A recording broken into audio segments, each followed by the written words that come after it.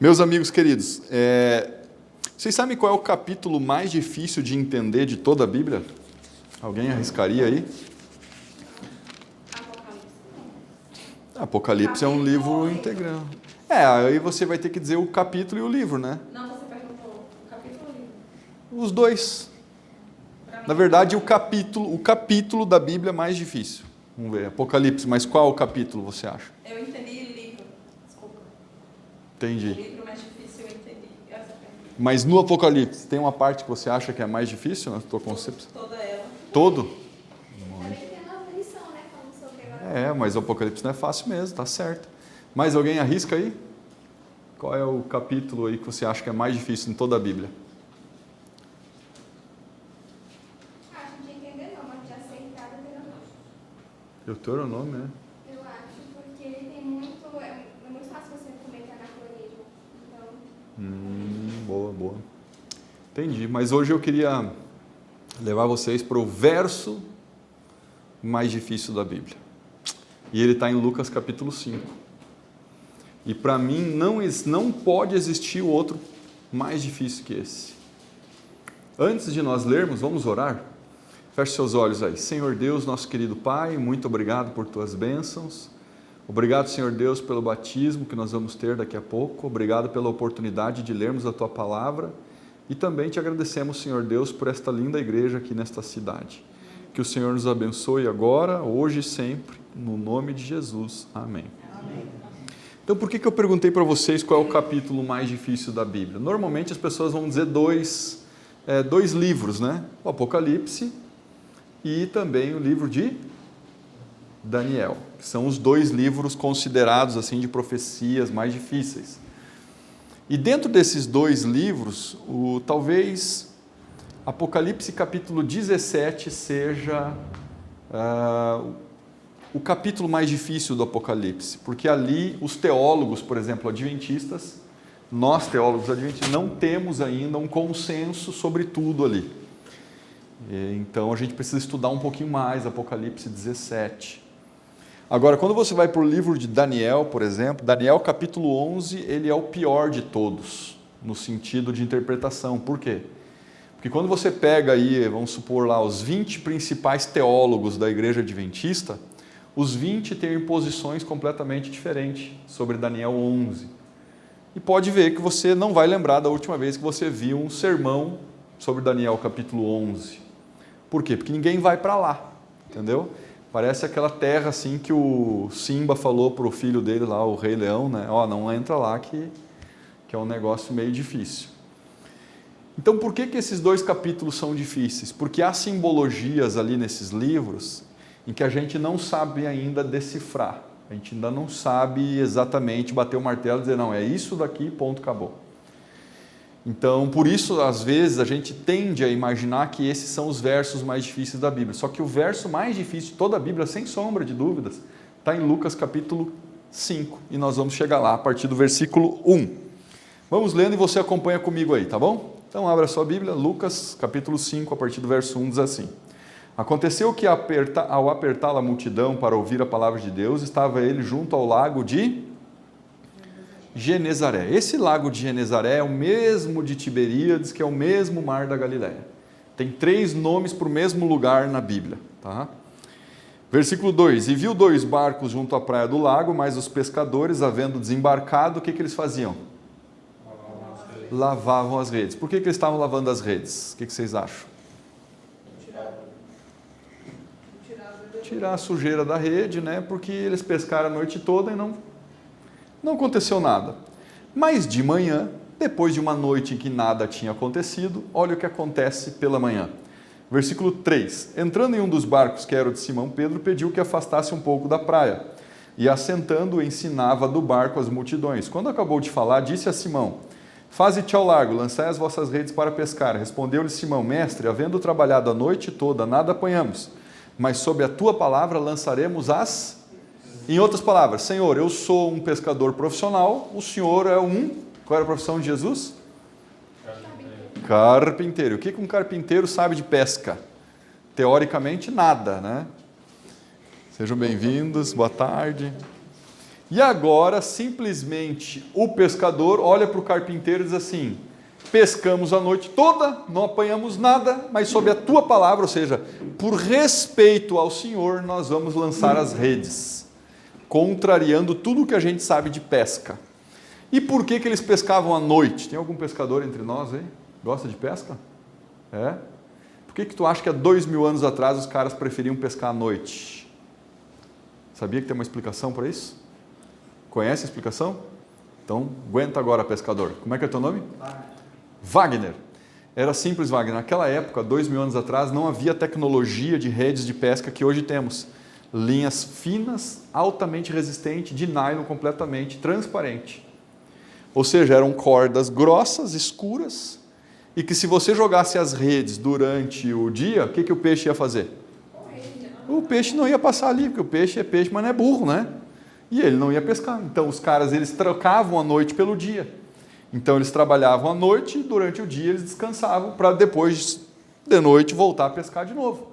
Porque o peixe não ia ser burro de cair numa rede tão à vista. Eles iam olhar, opa, não é por aqui, ia para lá.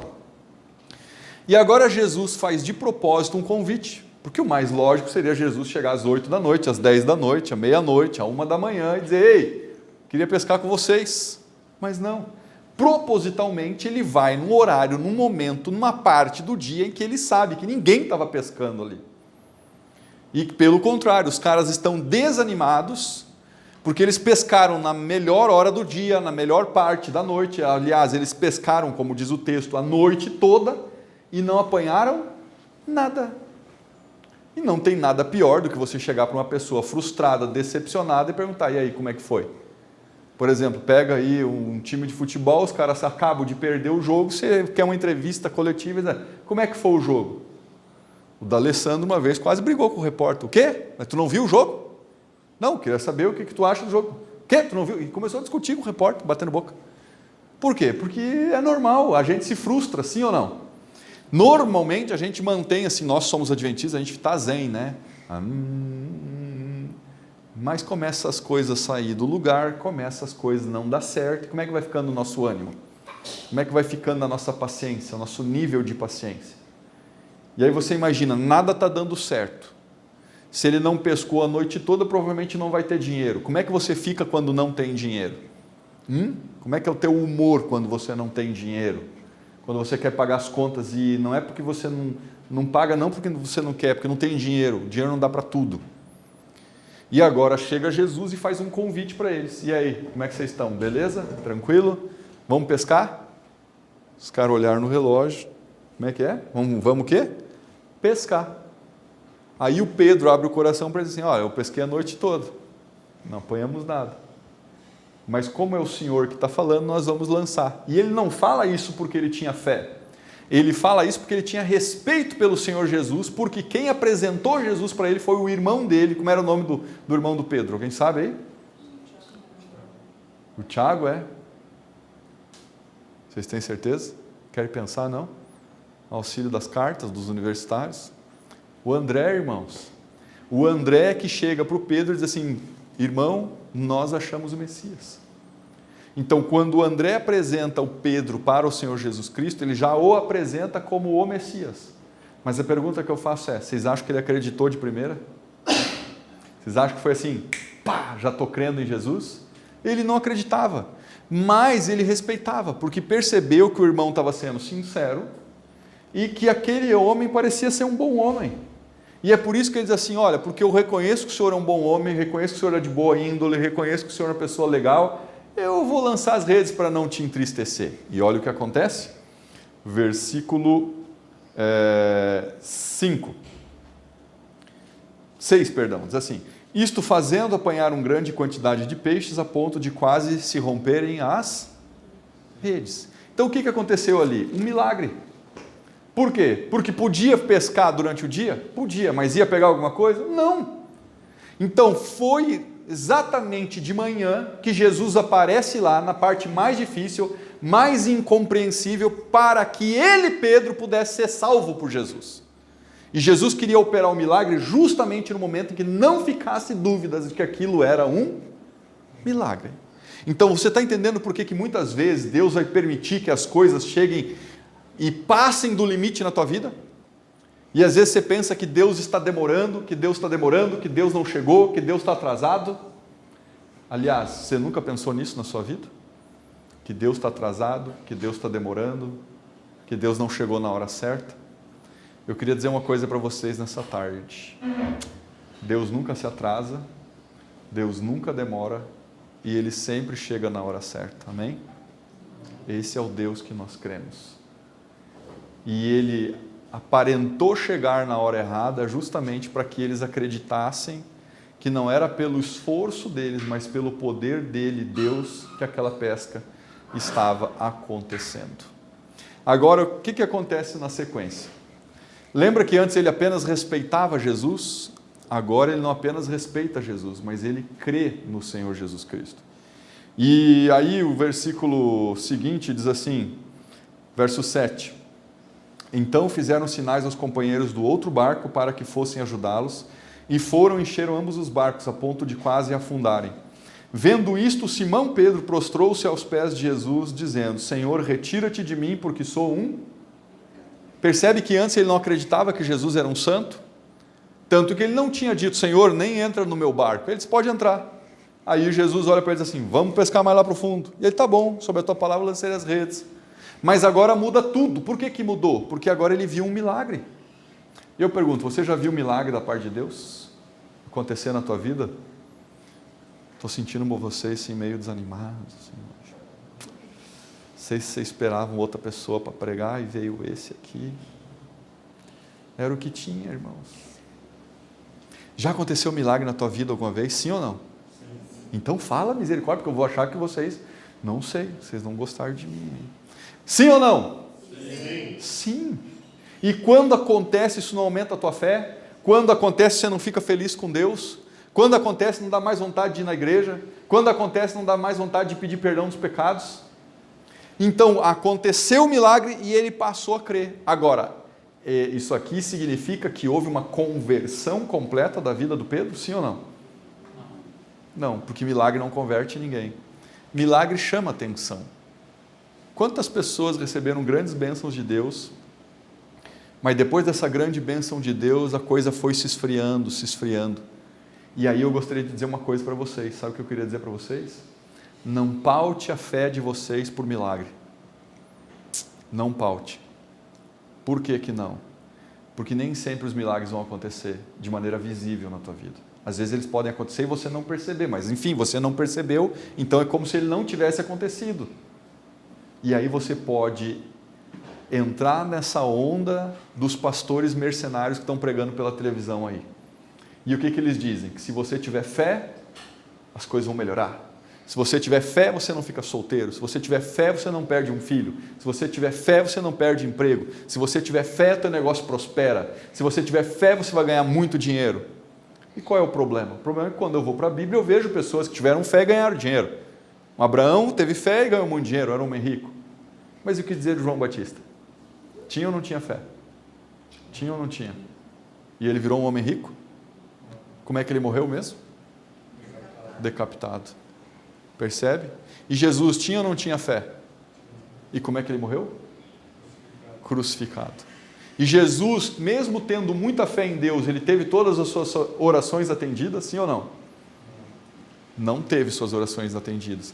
Lembra no Getsemane que ele disse assim, Pai, se possível, afasta de mim este cálice.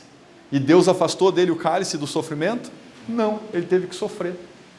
Então, irmãos, não paute sua fé por ocorrência de milagres. Agora, saiba de uma coisa, Deus vai fazer milagres na tua vida, amém? E aí o que acontece agora? Versículo 9, pois à vista da pesca que fizeram, a admiração se apoderou dele e de todos seus companheiros, bem como de Tiago e João, filhos de Zebedeu, que eram seus sócios. Disse Jesus a Simão, não temas, porque daqui para frente serás um pescador de homens. E aí o versículo 11, para mim o verso mais difícil de toda a Bíblia. Não existe outro mais difícil que esse. Por quê? Olha o que diz o verso 11. E arrastando eles os barcos sobre a praia, deixaram quase tudo e o seguiram. É isso que diz aí na sua Bíblia? É isso? O que diz? Deixaram tudo. E aí é que está. Por exemplo, você já viu pessoas que você vai testemunhar de Jesus para ela e elas assim, eu não vou lá na tua igreja. Você convida, vamos para a igreja. E a pessoa diz, eu não vou, para que eu vou lá? Aí eu vou ter que, vão querer meu dinheiro, vão pegar meu dinheiro e vão pegar meus 10% e vão levar para o pastor trocar de carro. Já ouviu isso? Já ouviu? Já ouviu? Eu também já ouvi. Engraçado que eles não conhecem a Bíblia, mas sabem dos 10%, sabem do dízimo, né? Imagina no dia do juízo se eles vão ter desculpa para dar diante de Deus. Mas a grande questão é a seguinte, irmãos. Deus não está preocupado com teus 10%. Porque Ele não quer 10% de ti. E Ele também não quer 20%, Ele também não quer 30%, nem 40%, nem 50%, nem 60%, nem 70%, nem 80%, nem 90%. Sabe quanto Deus quer da tua vida? Fala para mim, fala. 100%, Ele quer tudo, mas para que serve o dízimo, pastor? Vou te explicar em 1 minuto para que serve o dízimo, coisa que às vezes você precisa de uma semana de oração inteira para falar. O dízimo, ele apenas serve, ele tem uma função só, que é fazer você lembrar todo mês de que Deus é o dono de tudo. Ele é só um lembrete de que tudo é de Deus. A terra é de Deus, as pessoas são de Deus, esse prédio é de Deus, a cidade é de Deus, a chuva é de Deus, o vento é de Deus, tudo é dele, foi feito por ele e para ele vai ficar tudo, porque a gente não tem nada, como disse Jó, nu a gente veio, nu a gente vai e a gente não tem nada. Sim ou não? Então eu pergunto, irmãos, quanto que Deus quer de você? Vamos lá, vamos de novo. Quanto que Deus quer de você? 100%. E 100% é tudo. Por isso que o Salmo diz, entrega a tua vida, não é entrega 10%, não é entrega 5%, não é entrega 1%, não é entrega algumas horas no sábado. Entende? Entrega tudo. E por que é o texto mais difícil? Porque tudo é tudo. E tem gente que não aceita, que é tudo. Entrega teu casamento, entrega a tua vida, entrega teu trabalho, entrega a tua saúde, entrega teus pensamentos, entrega teu futuro, entrega o teu passado também, ele quer o teu passado. Porque ele quer, sabe, apagar muita coisa do nosso passado. É isso.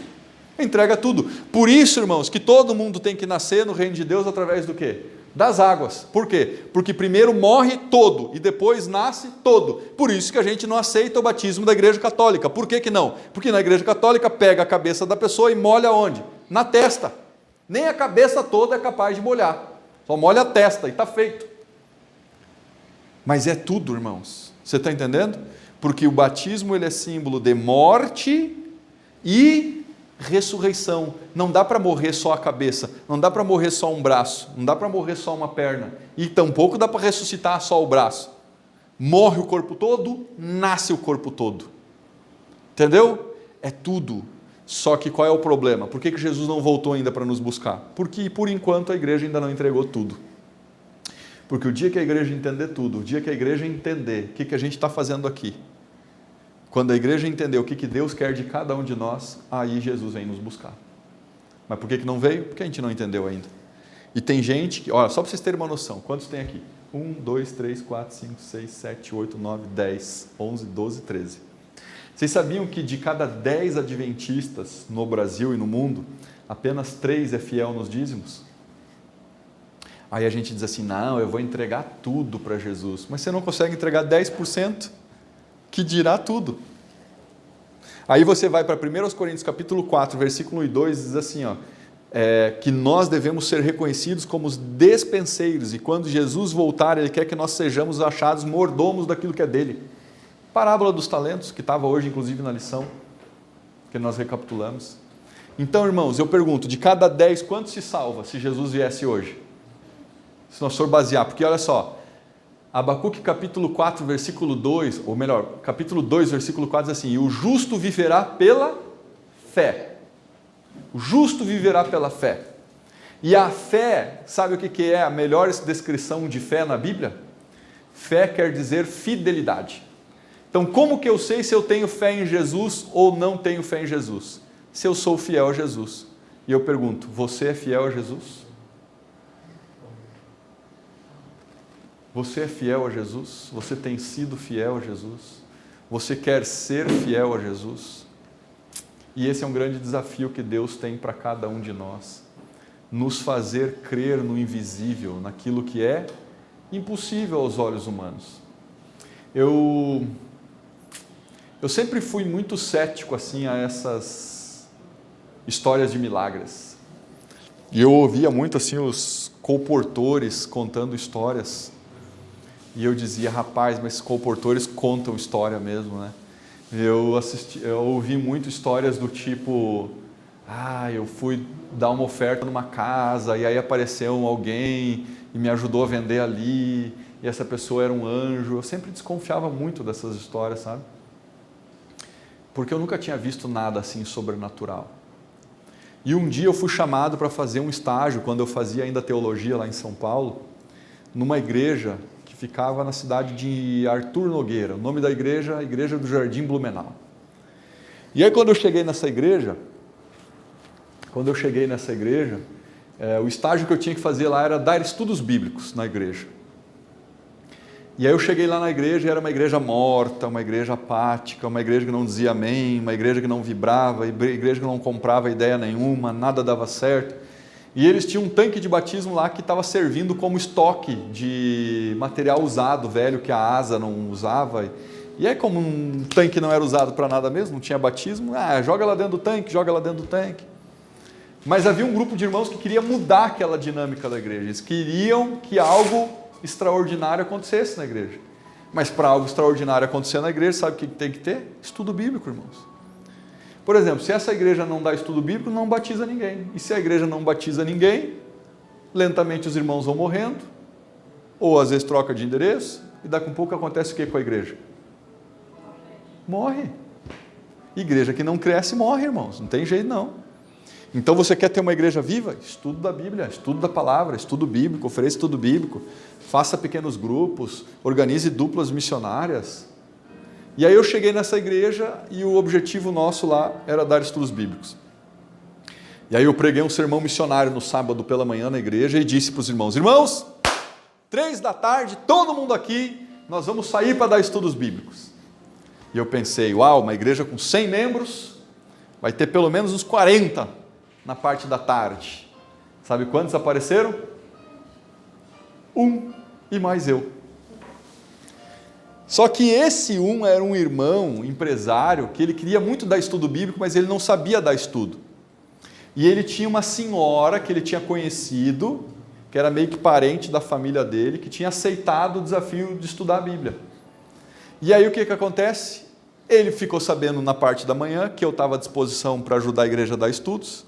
Ele veio 3 da tarde e disse, Jefferson, vamos fazer uma dupla missionária, eu e você, vamos dar um estudo bíblico? Eu disse, bora! Mas e o povo não vai chegar? Ele disse, não vai chegar não, fica tranquilo que aqui não chega ninguém. O povo aqui é só papa sermão de sábado de manhã, depois ninguém se conhece, não tem nada acontece na igreja. Bom, isso explica porque que o tanque de batismo deles estava cheio de quê? De entulho. Para que vai servir um tanque de uma igreja dessa? Que os irmãos só vêm no sábado de manhã e depois esquecem de tudo. Não vai servir para outra coisa. E a igreja morre espiritualmente e deixa de cumprir a missão de Jesus, de levar o evangelho para outras pessoas. Enfim, 3 da tarde, embarquei na caminhoneta do homem lá e fomos dar um estudo. Enquanto a gente ia, eu perguntei, mas quem é a pessoa que quer estudar a Bíblia com a gente? Ele disse, é uma senhora. Como é o nome dela? Maria. Que idade ela tem? 85 anos de idade. Eu digo, uau, que legal. E ela lê bem a Bíblia? Não, ela não lê a Bíblia. E eu perguntei, por que ela não lê a Bíblia? Porque ela é cega. Ela tem 85 anos de idade, nunca estudou a Bíblia com ninguém. Ela sempre foi católica, mas ela aceitou estudar a Bíblia. Eu disse, bom, vamos lá dar um estudo bíblico para ela. Então vamos fazer assim, você lê o verso bíblico e eu vou explicar o texto bíblico. Pode ser? Vamos fazer essa dinâmica assim? Você lê e eu explico. Você lê e eu explico. E no final eu faço o apelo, a gente faz a oração e está feito o estudo. Beleza, maravilha.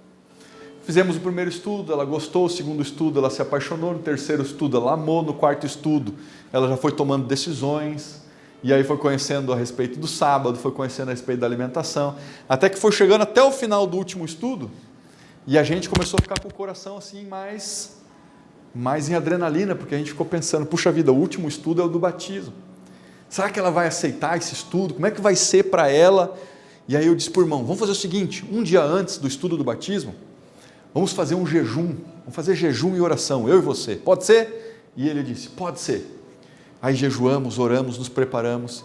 E quando chegou no estudo do batismo, quando nós chegamos lá na porta da casa dela, e todo sábado ela esperava a gente, sábado, 3 horas da tarde, eu não sei como que ela fazia, mas ela fazia chá e bolo para nós, mesmo sendo cega, para esperar a gente com um chazinho e um bolinho.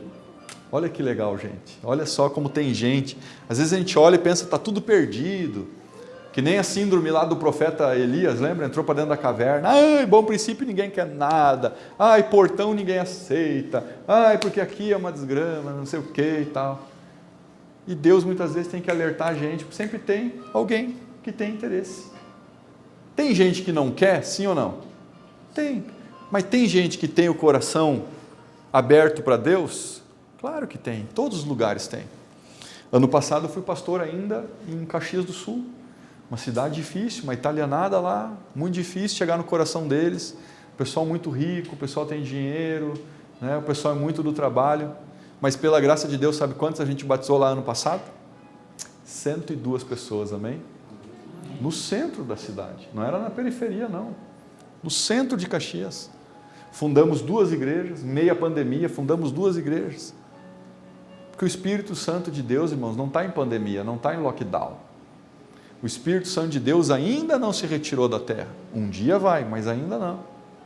Então é o momento da gente pregar, de falar do amor de Deus para as pessoas. Enfim, chegamos lá, 3 da tarde daquele sábado, e quando a gente entrou no portão, eu estava com o coração na mão, porque eu não sabia se ela ia dizer sim ou não. E aí, irmãos queridos, quando a gente entrou no portão, ela disse assim, eu sei o que vocês vieram fazer aqui hoje. E eu perguntei, mas como é que a senhora sabe? É porque nesta noite passada eu rezei ao Divino Pai Eterno, a maneira que ela, como era católica, chamava Deus, né? Eu rezei ao Divino Pai Eterno, e Ele falou para mim o que vocês viriam fazer aqui hoje.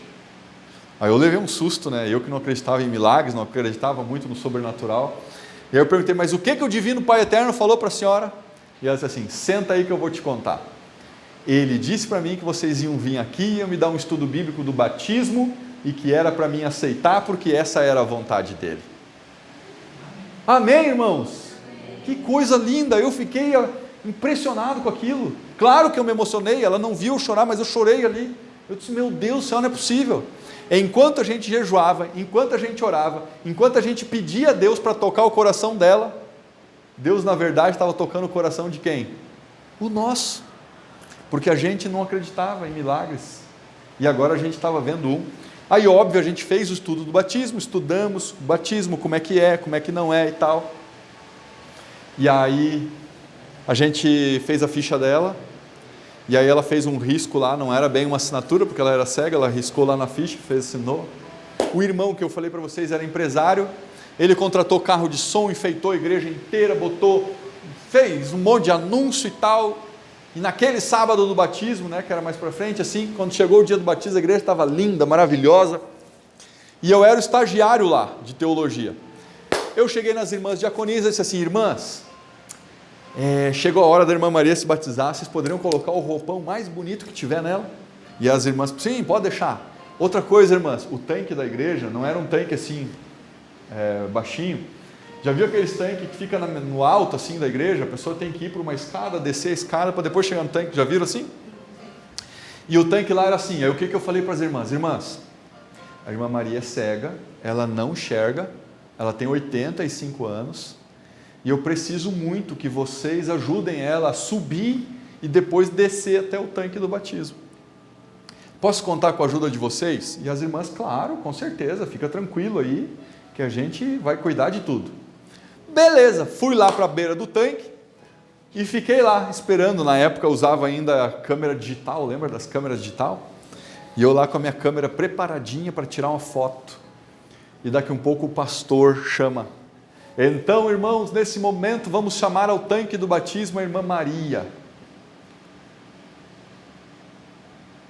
Irmãos, nesse momento vai entrar no tanque do batismo a irmã Maria, pela segunda vez. Irmãos, mais uma vez, vai entrar no tanque a irmã Maria. Não veio. E aí, quando eu olho na porta, tá as irmãs lá na porta cochichando. E eu logo vi. As irmãs esqueceram que a irmã Maria era cega e deixaram ela sozinha lá para o lado de fora da igreja. Por quê? Porque elas não estavam mais acostumadas com batismo na igreja. Lembra que eu falei para vocês que o tanque era usado para quê? Como depósito. Olha que triste quando uma igreja chega a esse ponto. E aí eu pensei, bom, eu vou correr lá e eu vou levar ela para dentro do tanque. Só que quando eu pensei em sair para dar volta na igreja, para ir lá pegar a irmã Maria e levar ela para dentro do tanque, quem é que vem vindo? Descendo sozinha as escadarias? A irmã Maria. Vocês vão ver, é super difícil, tem que um segurar a escada, outro segura na mão, é sempre o batismo uma tensão, que a pessoa pode cair e resbalar. E vinha ela, 85 anos de idade, descendo a escada, e com uma das mãos ela colocou assim sobre o peito, e a mão esquerda, nunca vou me esquecer, ela com a mão assim, como se alguém estivesse segurando a mão dela, e ela descia as escadarias, e com o rosto assim dela, era uma coisa linda de se ver, cabelo bem branquinho, os olhos assim embaçadinhos, mas era azul os olhinhos dela, e com os olhos ela chorava, assim as lágrimas corriam, mas na boca era um sorriso, coisa mais linda do mundo. E ela vinha descendo assim com a mãozinha assim, e com a outra assim, como se alguém estivesse segurando, e a igreja inteira, e eu também de boca aberta assistindo aquela cena toda. E daqui a pouco ela entra, o pastor faz o batismo, aí o pastor agora ajuda ela a sair, e eu fiz a volta na igreja e fui lá cumprimentar ela. Quando ela saiu lá do outro lado, que ela trocou de roupa, eu disse, irmã Maria, pelo amor de Deus, me perdoa, porque eu pedi para as irmãs cuidarem da senhora, levar a senhora para dentro do tanque, e no fim a senhora entrou sozinha, me perdoa por a senhora ter entrado sozinha dentro do tanque. Olha o que ela disse para mim. Ela olhou para mim e disse assim, mas quem foi que te disse que eu entrei sozinha? Eu não entrei sozinha. Eu disse, mas irmã Maria, como assim não entrou sozinha, irmã Maria? Ela disse assim, um jovem alto, com uma voz muito simpática e amável, encostou nos meus ombros e disse assim, você está linda hoje, segura a minha mão, porque eu vou entrar dentro do tanque de batismo com você. Oh irmãos, que coisa linda isso, viu? Eu também não acreditava. Até que eu não vi, mas eu acreditei. Existem apenas 3 versos na Bíblia, irmãos, inteira. Eu desafio qualquer um aqui. Desafio bíblico. Me acha 3 versos na Bíblia que dizem que tem festa no céu. E esses 3 versos bíblicos você só vai encontrar em um lugar. Lucas capítulo 15. Quando a dracma perdida é achada, quando a ovelha perdida é achada e quando o filho pródigo volta para casa. O que é feito? Uma festa. E aí o Senhor Jesus 3 vezes repete a seguinte expressão, pois há muito mais festa no céu por um pecador que se arrepende do que 1000 justos que não precisam de arrependimento. Esse mundo que vocês veem, irmãos, é um mundo que enche o coração de Deus de tristeza. É tristeza todo dia. Quando tem terremoto, quando tem vendaval, quando gente morre, sabe, por todo lado, todo lugar. Mas ainda há uma coisa nessa terra que alegra o coração de Deus. É quando um filhinho dele fala do amor dele para outra e outra e outra pessoa. E eu me senti muito feliz por fazer parte da história da irmã Maria. Faz alguns anos atrás ela morreu, ela descansou. Mas quem a encontrou em casa morta, disse que ela estava ajoelhada na beira da cama, abraçada na sua Bíblia. E ela estava com um semblante muito parecido com aquele do dia do batismo. Como se alguém, enquanto ela morresse, alisasse os seus cabelos, dizendo, segura a minha mão, porque eu estou aqui do teu lado. Irmãos, que Deus abençoe vocês. Hoje vocês são uma pequena igreja em número, mas vocês já são uma grande igreja, porque vocês são uma família na fé. E Deus quer fazer coisas extraordinárias na vida de cada um de vocês. Mas para isso você precisa aprender uma única lição. Deus não quer 5, não quer 10, 15% da tua vida. Ele quer que você entregue completamente o seu coração a Ele, porque Ele te ama e Ele tem cuidado da tua vida. Amém? Amém. Quem hoje aqui gostaria de dizer: Senhor Jesus, renova a minha vida, porque eu quero viver para Ti todos os dias da minha vida nesta terra e durante toda a eternidade? Levanta a mão e diz amém. Amém. Nesse momento, então, quero convidar o batizando para entrar. Não sei se está pronto já. Aí, uma salva de palmas aí para ele. Pode entrar ao tanque do batismo. Como é que é o nome mesmo? Ederson. Ederson, veio alguém da tua família hoje aqui? Quem é que está junto contigo? Só a esposa. Maravilha. Mas vem cá, vocês não são da família dele, não? Sim. Acho que você errou, hein? Porque aqui há pessoas que são da tua família. E nós estamos felizes pelo teu batismo. Parabéns pela decisão que você tomou. E de entregar 100% para Jesus, mesmo na água gelada que você está entrando agora aí. Tá? Mas essa água, é bom que ele não vai esquecer, né, do batismo, né, irmão? Parabéns, meu amigo. Você gostaria de dizer uma palavra de gratidão à igreja? Você gostaria de falar alguma coisa nesse momento? Só agradecer mesmo pelo apoio de todo mundo e por sempre estar me recebendo de braços abertos para tudo que necessito e principalmente na caminhada da fé. Né? Eles sempre estão aí apoiando, tanto aqui na igreja quanto no grupo, ou quando chamam no particular também. Sempre estão ali dispostos a me ajudar e a me instruir dentro dessa caminhada. Começando agora. Que legal, meu amigo. Parabéns. Ellen White tem um texto onde ela diz assim: todo verdadeiro discípulo nasce no reino de Deus como um missionário. E que você possa ser um missionário, se somando a esta igreja para falar do amor de Jesus às pessoas. Preciso fazer algumas perguntas para você antes do batismo, posso? As mesmas que você já respondeu na ficha lá. É o desejo do teu coração seguir e obedecer a Bíblia, a palavra de Deus, guardando os 10 mandamentos, inclusive aquele que diz: lembra-te do dia de sábado, é o desejo do teu coração? Sim. Amém. Amém? Amém. É o desejo do teu coração participar ativamente da pregação do Evangelho, inclusive através dos teus dons e talentos, devolvendo ao Senhor os dízimos, as ofertas, para que haja mantimento na casa de Deus e o Evangelho possa ser pregado no mundo todo? É o desejo do teu coração? Sim. Amém. É desejo do teu coração manter-se puro na questão da saúde, abstendo-se de todos os alimentos impróprios e procurando viver de maneira mais saudável possível, porque entende que o teu corpo é templo do Espírito Santo? É desejo do teu coração se guardar para Deus também? Sim. Amém. É desejo do teu coração, assim como Jesus Cristo foi batizado nas águas, de você ser batizado nas águas por livre e espontânea vontade, não pressão, mas vontade tua. É teu desejo ser batizado nesse dia? Sim. Amém. Amém. E agora a pergunta que eu faço para os irmãos: quantos de vocês estão felizes pela decisão do Ederson e vão orar por ele e apoiar ele nessa caminhada e aceitam ele como o mais novo membro da Igreja Adventista Mundial? Dê uma salva de palmas aí, quero ver. Amém.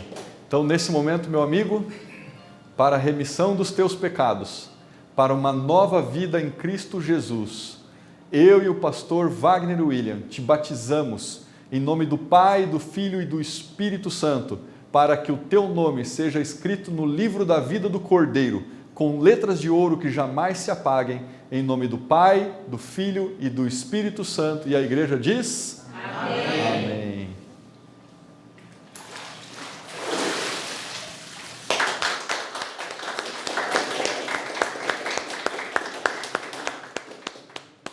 Amém. Deus seja louvado. Vamos tirar uma foto aqui. Esposa, chega aí para nós tirar uma foto também. Vem cá, um abraço molhado, gelado. O treino quer mudar aqui. Você tira uma foto aqui para nós? Aí, meu amigo. Chega mais para frente aqui. Aí, rapaz, olha só. Aí, agora tira uma da esposa junto com ele aí. Dá um abraço. Se quiser dar um beijo, pode ficar à vontade também, viu?